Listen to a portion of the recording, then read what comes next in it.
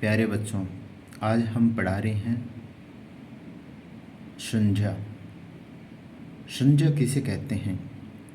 किसी भी प्राणी, वस्तु, स्थान, भाव आदि के नाम को संज्ञा कहते हैं। संज्ञा, यह शब्द क्या है? जय और यह से बना है, इसलिए इसको संज्ञा न बोल करके संज्ञा शुद्ध रूप है। जैसे कमला, हिमालय, अंगूर, आलोक, जोधपुर, मिठास, दया, गरीबी। तो इनमें क्या है? कमला, जैसे कि कमला में व्यक्तिवाचक संज्ञा। हिमालय ये पर्वत श्रेणी का नाम है, तो ये व्यक्तिवाचक संज्ञा का उदाहरण है। अंगूर ये फल का नाम है, इसलिए इसे व्यक्तिवाचक संज्ञा। आलोक व्यक्ति विशेष का नाम भी हो सकता है, तो इसमें भी व्यक्तिवाचक संज्ञा। जोधपुर ये स्थान विशेष का नाम है, जोधपुर, तो ये व्यक्तिवाचक संज्ञा का उदाहरण है। मीठा से मिठास ये भाववाचक संज्ञा का उदाहरण है। और दया और गरीबी इसी प्रकार ये संज्ञा के उदाहरण है। संज्ञा के प्रमुख 3 भेद होते हैं। पहला व्यक्तिवाचक संज्ञा, दूसरा जातिवाचक संज्ञा, तीसरा भाववाचक संज्ञा। तो सबसे पहले हम व्यक्तिवाचक संज्ञा का अध्ययन करेंगे।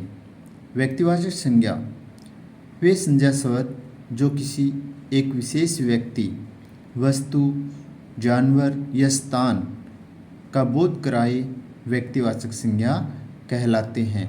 जैसे व्यक्तियों के नाम, जैसे व्यक्तियों के नाम में राधा, मोहन, गीत, मतलब जितने भी व्यक्तियों के नाम होते हैं वो सभी व्यक्तिवाचक संज्ञा से उदाहरण होते हैं।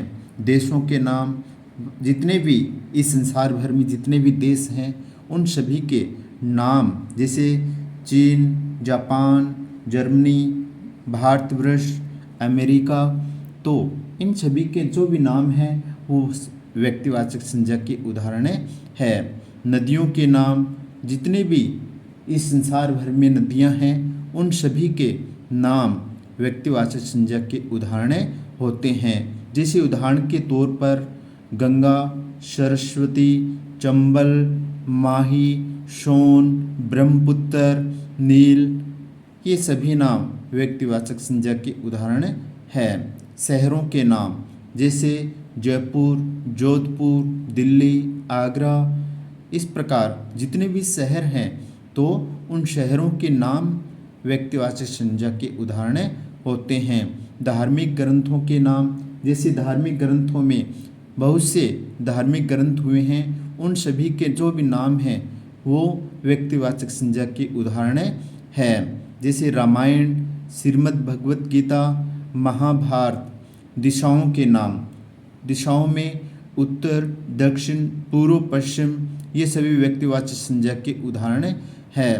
पर्वतों के नाम, जितनी भी पर्वत श्रेणियां हैं उन सभी के जो नाम हैं वो व्यक्तिवाचक संज्ञा के उदाहरण हैं। जैसे अरावली, सतपुड़ा, हिमालय, इस प्रकार। दिनों के नाम, जैसे सोमवार, मंगलवार, बुधवार, बृहस्पतिवार, शुक्रवार, शनिवार, ये सभी व्यक्तिवाचक संज्ञा के उदाहरण हैं। महीनों के नाम, जैसे जनवरी, फरवरी, मार्च से लेकर के दिसंबर तक, और चैत्र, वैशाख, आषाढ़, सावन, ये सभी किसके उदाहरण माने जाते हैं? व्यक्तिवाचक संज्ञा के उदाहरण माने जाते हैं। उसी प्रकार ग्रह नक्षत्र, जितने भी ग्रह नक्षत्र हैं, सूर्य, बुध, मतलब बृहस्पति, अरुण, वरुण, ये सभी नाम किसके उदाहरण हैं? व्यक्तिवाचक संज्ञा के उदाहरण है। त्योहारों के नाम, जितने भी त्यौहार है हम भारतीय रीति रिवाजों के अनुसार मनाते हैं वो सभी त्यौहार, जैसे रक्षाबंधन, होली, दीपावली, ईद, मुहर्रम, ये सभी नाम किसके अंतर्गत आते हैं? व्यक्तिवाचक संज्ञा के उदाहरण के अंतर्गत आते हैं। स्थानों के नाम, स्थान विशेष के जितने भी नाम हैं तो उन सभी के नाम भी व्यक्तिवाचक संज्ञा के उदाहरण हैं। जानवरों के नाम, जितने भी जानवर हैं उनके नाम, जैसे हम घर में कुत्ते को रखते हैं तो झबरा कुत्ता, या फिर हम इसी प्रकार जानवरों के भिन्न भिन्न नाम, जैसे महादेवी वर्मा ने नकुल, नेवला, रोजी, कुतिया, तो इस प्रकार हम हमारे परिवार की तरह से पालने वाले जितने भी पशु पक्षी हैं उनके नाम हैं वो सभी व्यक्तिवाचक संज्ञा के उदाहरण माने जाते हैं। वस्तुओं के नाम, जितनी भी वस्तुएं हम भौतिक दिनचर्या में, भौतिक वस्तुएं हम इस्तेमाल करते हैं, हम उपयोग में लेते हैं, वो सभी व्यक्तिवाचक संज्ञा के उदाहरण होते हैं। जैसे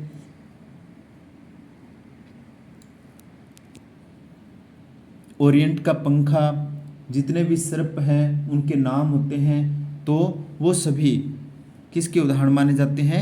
व्यक्तिवाचक संज्ञा के उदाहरण माने जाते हैं। और उसी प्रकार समाचार पत्रों के नाम, जितने भी समाचार पत्र हैं हम समाचार पत्रों का अध्ययन करते हैं, जैसे दैनिक भास्कर है, पत्रिका है, राजस्थान पत्रिका है, दैनिक नवज्योति है, चूरू पत्रिका है, तो ये सभी क्या है? व्यक्तिवाचक संज्ञा के उदाहरण हैं। उसी प्रकार ऐतिहासिक युद्धों के नाम, जितने भी इतिहास में हमारे युद्ध हुए हैं उन सभी के नाम जो है वो व्यक्तिवाचक संज्ञा के उदाहरण माने जाते हैं। जैसे उदाहरण के तौर पर हल्दी घाटी का युद्ध, बक्सर का युद्ध, खानवा का युद्ध इत्यादि।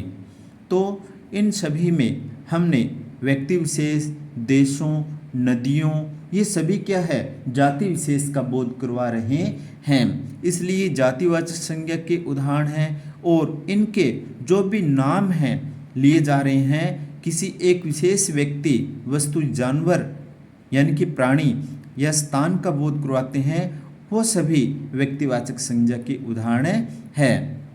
धन्यवाद। आज इतना ही, आगे फिर पढ़ेंगे।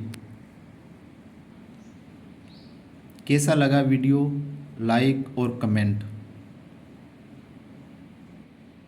आगे पढ़ेंगे हम जातिवाचक संज्ञा की परिभाषा व उदाहरण। धन्यवाद।